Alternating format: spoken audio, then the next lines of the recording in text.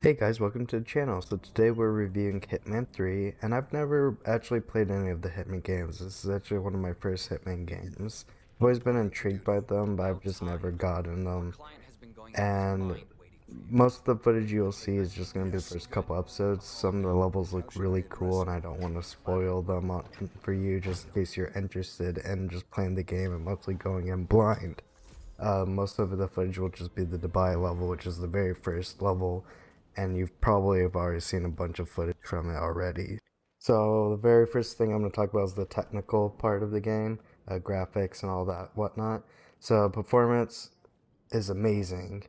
I was averaging about 50 FPS and 1440p on a 1060, and the graphics look really good. Like they look great. The reflections look amazing for not ray tracing. My biggest complaint is there is not really any HDR. The HDR right now is broken and makes the game look a bit washed out, and many people are having this issue.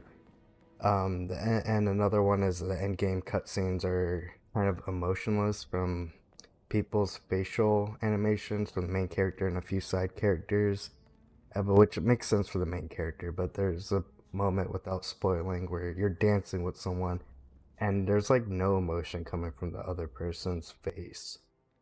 So I'm going to talk about gameplay, and the main point of Hitman is replayability. You replay the same 6 levels basically, learning new ways to kill people, unlocking new ways to kill people, and it's actually really fun. I'm not a big fan of replaying the same level, but Hitman does it really well. It has this thing I like to call the crowbar system, where you see yellow on a door or ladder, and you break it with a crowbar, and you unlock a new way to get through.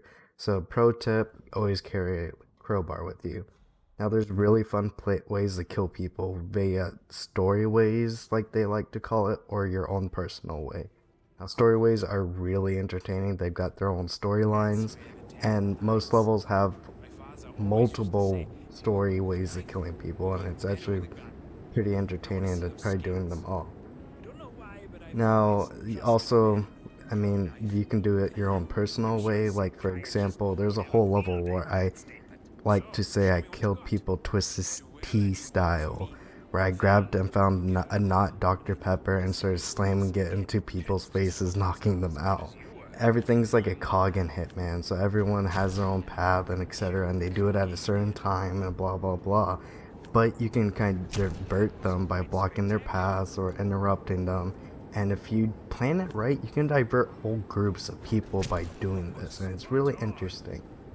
Now, I did play Hitman 1 levels because it was free via pre-order, and I did play it a little bit, and the new graphics did look really cool. I don't have access to Hitman 2 levels.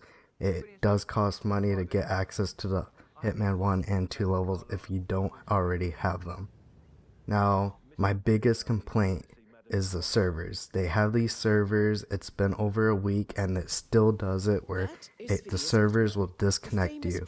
And if it disconnects you, you go offline, and it pops up a display in the screen saying, "You have been disconnected. Do you want to reconnect?" And this will happen during gameplay and even during cutscenes. It will pause the cutscene. Now, if you go offline, you lose access to stuff like the sniper mode and a few other extra things that you can unlock for later playthroughs, which is really annoying. Over a week later, and it's still happening.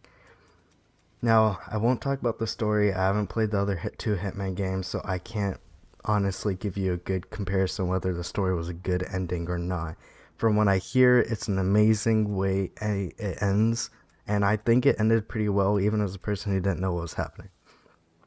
Now, it did make me interested enough to go and buy Hitman 2 and play the whole trilogy again and Hitman 3 with the new graphics, which I did find pretty cool that that's even a thing that they did, was put all the games in one package if you really wanted to spend the extra money, though it is expensive. Well guys, that's another episode of Fun Factor, which is a review slash not really a review, because I don't really give scores or say whether I think you should buy it or not. I'm just going to give you my personal opinion about the game and what I had experiences with. Now, if you're interested in more stuff like that, consider subscribing. I do mostly gameplay videos and which lead up to reviews, so people can see my live reaction playthroughs of it. I didn't do one for Hitman, but I do plan on doing highlight complications that will go up to the channel of me doing like the Twisted Tea style and me trying to learn how to even play Hitman, where I died like 20 times in the span of 2 hours trying to do one mission. But yeah, outside that, I hope y'all enjoy your stay. Bye.